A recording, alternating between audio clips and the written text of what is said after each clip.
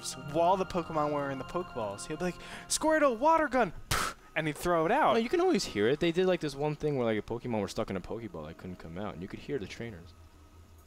Right? Yeah, you can. You don't think that's ridiculous what you're saying right now? No, I always thought what was ridiculous is if Pokemon can understand English and their enemy trainers calling out attacks, can't they just predict what they're gonna do? That always to me didn't make sense in the anime, man. You're right. Yeah. It's like, oh, I know I'm gonna be water gunned a little bit. Guys, welcome to Whirlwind. This series doesn't make sense between these two players. It's Lucifron versus Stephano. Stephano being the pink Zerg in the top right corner, and Lucifron, the green Terran, in the bottom right. It is on the European servers, guys. This is live. It's not replay. It's Europe versus Europe. And I guess Lucifron is starting to realize the clock is turning. Stephano wants to go to bed. Maybe I can drag out the series. But guys, it's 2-2 in this best of 11, which means it becomes a best of 7. So the next player to win 4 maps will claim victory. But Andre, today, I mean, I am ready to go the distance because today is a good day. You know what happened, Andre, when I woke up today? What's that? I put on my pants that I'm wearing, and they almost fell off. And now you might say, like, Frodan, that's actually a really bad thing, right? Because I want your pants to be on. But no, that means my workouts are finally starting to pay off. I'm starting to lose weight again, Andre, which is good. I'm starting to get slimmer. That's awesome, man. Yeah. You know what also happened this morning? I opened the fridge, and there was just enough milk for 1 bowl of cereal. It's like the signs of a good day, man. The birds were chirping in the morning. I woke up. Taylor Swift called me and told me we will get back together. Everything was going right. Obama and Mitt Romney called me. They're voting for me for the upcoming election. Oh. Yeah. Oh, okay. How about that? Everything is going right today, Fox Andre. News got Stephano and disbanded. Lucifron are going to go to Game 11. I'm feeling it, man. I would hope so, man. They're both 2-2 apiece, so that means we start off with this best of 7 now.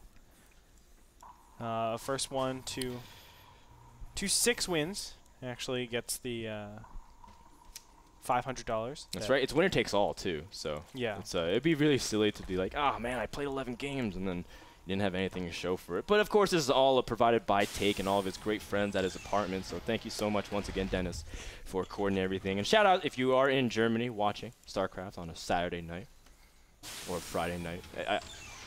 Is it Friday night? Man, I have no time clue what today is. Time ahead of it's Saturday. Me. Is it Saturday because they're ahead of us, right? Well, it doesn't matter. It's still Saturday for both of us. Oh, it's Saturday today. Yeah. Man. Plus 8 hours. Dude, I don't know. We can't do math, and I don't know the days of the week. I actually don't know what today is. Okay, I man, think it's Saturday, but it StarCraft. might be Friday as well. Oh, man. It's Friday somewhere. Or maybe not. I bet I bet Stephano doesn't even know what day of the week it is if you ask him to. It's really great. This is Whirlwind, a map that Zerg loves to play on. It's really funny because I think Daybreak was open, but like a lot of Korean Zergs in our league still pick Whirlwind. That's just to show how confident they feel.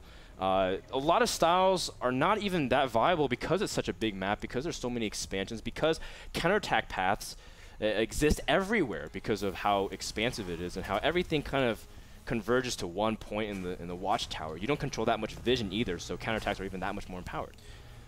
So I think mech is not that great on this map, right, Andre? Correct. I don't think mech is as strong, especially for these Actually, these positions might feature mech. There are timings where you can actually hit wall Zergs on 4 base and really concentrate all your efforts here. But as the game actually progresses on, think about what happens. You have mech, you have your regular trades and everything, and both of you are expanding. Well, where are you guys expanding? You're expanding to the top left as Zerg and the bottom left as Terran. That's a big problem for Terran, because now where do they actually attack? If they attack into the main, well, technically Zerg can remake everything in the top left, just like the Spire, the Greater Spire, Ultralisk Cavern, Roach Warren, etc. So that means mech is going to have to do these cross-movement pushes in order to actually attack the Zerg base. That's a big problem, Frodan. So I feel like mech super late game is not going to be effective, but if you're doing a high pressure build, it's not going to be nearly as bad. You need to make sure to kill the Zerg though before 5 bases, because if you let them 5 bases or greater, you're going to have a bad time. Yeah, but I can see that mobility and like in Hellion Banshee early on is still very good. Yes. And we just see that again, that this is just still a pivot point for Lucifron. He's saying at any point that I feel like I can change my build, and that's what makes this build so strong. Because you can go back into bio, you can go directly into mech, you can go into mass turtle like what Lucifron did last game as well. Into, you know, like Hellion Banshee into 5 base Raven. Like, you can kind of transition to anything you want. And we've seen all kinds of styles really thrown at us. But it looks like we will see Bio once again, because Lucifron is going for double eBay and the 3rd command center yet again, like he did last game. So Lucifron really wants to capitalize on having mobility, and that's where I think he's strongest. That's right. And Stephano has been respecting that quite a bit. He's saying, no, there's no way I can actually take a base. Let me just sit back and kind of tech. And it's actually respecting your opponent considerably, since Lucifron has shown very just miraculous Hellion Banshee control. I mean, it's really amazing what he can accomplish, not only with the game on Ohana, with him just denying his opponent's creep, but right here, as we can see, taking out two queens. Wow. And not being able to actually do any, or excuse me, not letting the Zerglings do anything at all. So yeah, I mean, the Zerglings are still slow, though. Speed just finished. Wow, this is like an amazing advantage for Lucifron. It might seem very, very minor, but you can see the queen count is a lot smaller now. Only 2, actually, for 3 hatcheries. And all this creep spread is diminished significantly. And what that means to me is that Zerg has no capabilities of actually being aggressive in the mid-game stage, and it's because they're so delayed. Like, you're so slow on this creep. Yeah, and without the creep even, the restriction on Stephano is very nice, and I like that he's not even overcommitting, because I mean, so many times if you kill 2 queens, you feel like, yes, I can push in here, and I just killed a bunch of Zerglings. Maybe I can kill a bunch of drones at his expansion and go for the money shot, right? Where you can just cripple Zerg, kill 20 drones, and get super far ahead with triple command center. But Lucifron instead playing very patiently. He's also going to use the Banshee to deny this 3rd base, and it's just going to make it super hard for Stephano in the mid game. That's right. And look at that. Canceled immediately. But, oh, nice Zergling surround. Going to pick up all of those Hellions. That's actually one of the biggest wins that Stephano could get here, because look at this. All the SCVs are actually returning. He has to do this because of the counterattack. As you can see, Zerglings are on the field now empowered. If there were Hellions out in the field, there would be no way that these Zerglings could actually do this. But what it comes down to, Lucifron only has a couple of Marines here, 9 to be exact, 1 Siege Tank, 2 Banshees that are of course being aggressive out in the map. That means the 3rd base is not able to be taken. Yeah, so that's just going to stall Lucifron, but to be honest, that orbital that fast in that position is really pretty greedy. Like, you need to be able to defend that expansion, so Lucifron being able to get away with it for a couple games in a row. Stephano finally started to say, nope, no free double economy here at this point, because when you have triple orbital, it's a lot more than 33%. I know you say, like, yes, by mathematics, it just, when you have triple orbital, you usually have it for a lot longer than you are on 2 base. So all of a sudden things start to compound and your production soars. You go from, 3 racks to maybe like 8. And from that point on, you just continue to push out units nonstop. Yeah, and don't forget that Mule actually gives you approximately 20 to 25% more mineral income per every base. That's quite substantial. That's on a fully saturated base. So it can go upwards to 33% when you're optimally saturated, or 16 workers on your expansions. That's quite substantial. So you can definitely see the powers of a 3rd base when you have it over your opponent is quite substantial. But he needs to lift that orbital command center. Oh my gosh, actually brought it down to the red. That was really scary for Lucifron. Yeah, he's baiting it. I mean, he wants to keep the Zerglings there as long as possible. And it's one of those things where you're like, you flirt with the idea, like, oh, am I not paying attention? And it's like, or is he not paying attention? Like, I don't know, am I? And you're like, well, I don't know, are you? And you just keep tagging the command center. Yeah, that's important. And you're like, yeah, gotcha, I was paying attention the whole entire time. And you're like, aw, you. Oh, stop it, you. Oh, yeah, Lucy, that's actually just cut it out. Oh, man. Lucy. Lucy. But that's actually really cool that you mentioned that, Frodan, because I know some players will actually do that. Think, oh, I have the orbital command center. and Lucifron could have potentially trapped all of those Zerglings in. That's a really nice pickup, because think about how many Zerglings that is. Let's just say it's just a complete round. 24 Zerglings, that's 12 larvae right there that you're removing on the field. That's a lot. And obviously all these little inches can help obviously winning games. But I like Lucifron's choice really quickly. I like his choice to go for Marines. I think it's a much better, more fluid. Yes. Or I should say bio. Marines. Bio, I should say, over mech. It's a lot more fluid. Hellions are good, but they don't have that killing capacity that Marines do when you're attacking expansions. They're good at raiding, going in, killing all of the SCVs, and then pulling out. Or killing all the drones, rather, and then pulling out. But now, because the map's so spread out, it's a lot harder for Zergs to consistently be in position.